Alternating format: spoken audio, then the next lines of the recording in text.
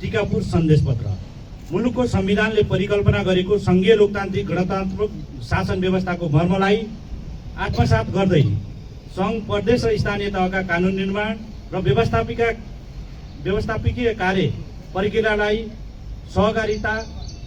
समन्वय र सहअस्तित्वको संवैधानिक सिद्धान्त अनुरूप प्रभावकारी रूपमा कार्यान्वयन गर्ने गराउने उद्देश्यका साथ सुदूरपश्चिम प्रदेशको टिकापुरमा आयोजित अन्तर्व्यवस्थापिका मञ्चको 11औं सम्मेलनले दयाबमजीको सन्देश पत्र जारी गरेको छ। नम्बर 1, सङ्घ, प्रदेश र स्थानीय तहबाट हुने कानुन निर्माण र संसदीय काम कारबाहीलाई छिटो, छरितो र पारदर्शी तुल्याउन संसदीय गतिविधिहरूमा सूचना प्रविधि मार्फत नागरिक सहभागिता सुनिश्चित गर्न एवं तहगत व्यवस्थापिकाहरू बीच सहकार्य र अन्तर आबद्धतालाई सूचना प्रविधि युक्त बनाउन सङ्घीय संसद तथा सबै प्रदेश सभाहरूले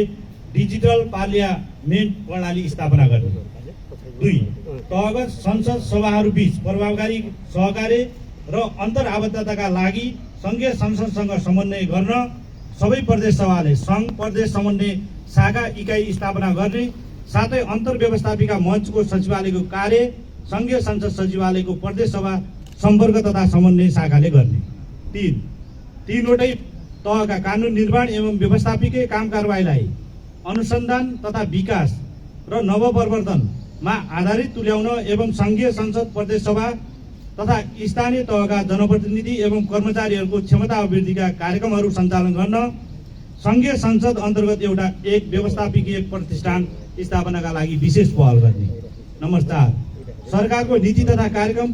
पूर्व बजेट छलफल एवं संसदीय बजेट निर्माण कार्यलाई प्रभावकारी र नतिजामुखी बनाउन आगामी आर्थिक वर्षभित्र सङ्घीय संसद र प्रदेश सभाबाट आवश्यक कानुनी व्यवस्था सहित संसदीय बजेट कार्यालय स्थापनाको कार्य अगाडि बढाउने। नम्बर 5, सङ्घीय संसद तथा प्रदेश सभाका सदस्यहरूको कार्यगत दक्षता अभिवृद्धि गरी कानुन तर्जुमाको कार्य एवं संसदीय क्रियाकलापलाई गुणस्तरीय र प्रभावकारी तुल्याउन सङ्घीय संसद तथा प्रदेश सभाका सदस्यहरूलाई आवश्यक रहेको सहयोगी कर्मचारी व्यवस्थापन गर्न सम्बन्धित निकायमा पहल गर्ने।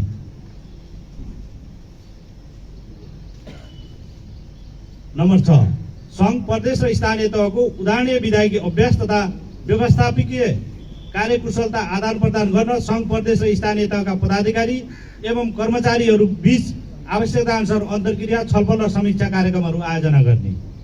नम्बर 7, प्रदेश सभाहरूमा कर्मचारी व्यवस्थापनमा समस्या रहन गई सभा सञ्चालन र कानुन निर्माण लगायतको कार्यमा प्रत्यक्ष प्रभाव परेको सन्दर्भमा नेपालको संविधानको भाग 20 मा भएको सङ्घ, प्रदेश र स्थानीय तहबीच अन्तर सम्बन्ध अन्तर्गत धारा 231 को उपधारा 3 को व्यवस्था अनुरूप प्रदेश सभाहरूको कर्मचारी व्यवस्थापन गर्न सङ्घीय संसद र प्रदेश सभाको कर्मचारीका लागि एउटै सेवा गठन सम्बन्धी आवश्यक कानुन निर्माण गर्न नेपाल सरकारलाई अनुरोध गर्ने। नम्बर 8, सङ्घीय संसद, प्रतिनिधि सभाका उपसभामुख, राष्ट्रिय सभाका उपाध्यक्ष तथा प्रदेश सभाका उपसभामुखहरूको काम कारबाही एवं भूमिकालाई अझ बढी सक्रिय एवं प्रतिफलमूलक बनाउन के कस्ता सुधार गर्न सकिन्छ भन्ने सम्बन्धमा नेपालको संविधान र प्रचलित कानुन समेतको अध्ययन गरी 3 महिनाभित्र सुझाव सहितको प्रतिवेदन पेश गर्न राष्ट्रिय सभाका सचिव तुलबहादुर कणेलको संयोजकतामा कोशी प्रदेश सभाका सचिव सुदर्शन खड्का र लुम्बिनी प्रदेश सभाका सचिव दुर्लभ कुमार पुनमगर सदस्य रहेको अध्ययन समिति गठन गर्ने र समितिबाट प्रतिवेदन पेश भए पश्चात अन्तर्व्यवस्थापिका मञ्चको बैठक बसी आवश्यक निर्णय गर्ने। 9, अन्तर्व्यवस्थापिका मञ्चको 12औं सम्मेलन कर्णाली प्रदेशमा आयोजना गर्ने।